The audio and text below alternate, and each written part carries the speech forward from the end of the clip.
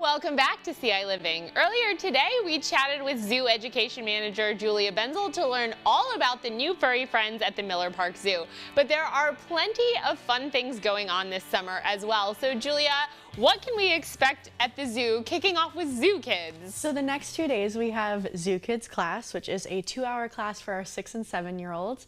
This week we are talking rainforest, so we are going to take a trip down and visit Taco, the new sloth. But other than that, all things rainforest, what comes from the rainforest, what can you eat from the rainforest, and then we have it again next month at the beginning of August.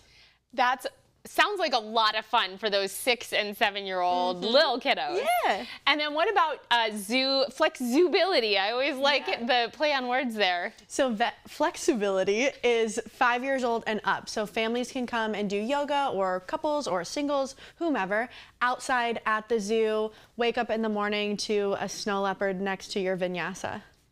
That's such a fun idea. You can sort of have the tranquility of the zoo paired with the tranquility of yoga. Exactly. And then what about your tours? I know you do sensory tours and also senior tours. Yeah, so last month we had our first sensory tour, and we are continuing to do them the first and third Thursday of every month. We are doing them the first Thursday before the zoo opens, and then the third Thursday after the zoo closes, for families that have individuals with sensory sensitivities, so that it is quieter and it is a quieter zoo for them to get an experience that is better for them.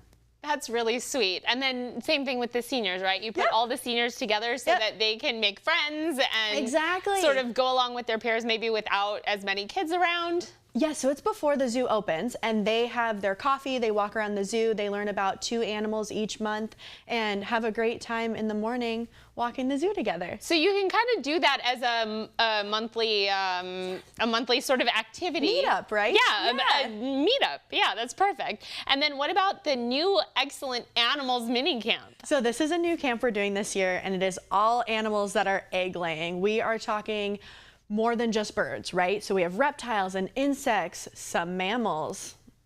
No, I know, we've got the monotremes, right? And we're even going prehistoric, talking a little dinosaur. Oh, fun. Yes, we so love very excited. Dinosaurs on ciLiving, because Adam, who was here earlier, is a huge dinosaur fan. Really?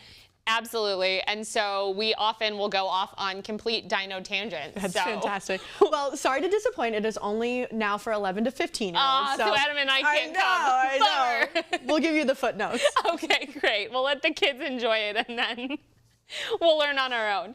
And then what about the art of animals? So we have a naturalist and artist come out, Jill Wallace, and she talks animals with one of our educators, and then we go out and draw them at the zoo and bring them into the classroom so we can draw them up close. And this summer we've been focusing on textures and coverings. So this next month we are going to be talking about animals with fur. So drawing fur, meeting animals with fur. That's really cool. Ultimately, I like the idea of putting the animals and the art together. Yeah. Because I feel like some kids are really into art and some kids are really into animals. And so this is kind of a good thing for both. It is. And I used to work with Jill at the Nature Center. So now it's very full circle that she comes to the zoo, and we still get to work together in that capacity. Right. And then a program that I know you really like for the little ones, the animal crackers. I do love animal crackers. So we do a story time. We guess what animal we're going to meet. It's always a surprise. We meet that animal. We do a craft, and then we obviously have juice and animal crackers. And I feel like that is just so appropriate, because you can't have a program called Animal Crackers and not serve animal crackers. No, if we had goldfish, it would all blow up. I was going to say, there would be a riot. Yeah. But I feel like the first time you were like, and guess what our snack is? And I was like, goldfish? That's what we used to serve at the aquarium. I like that one. That's why I guessed that automatically. Well, thank you for sharing all of that information. And I know next we get to meet your animal ambassadors. So coming up right after the break, the wait is almost over.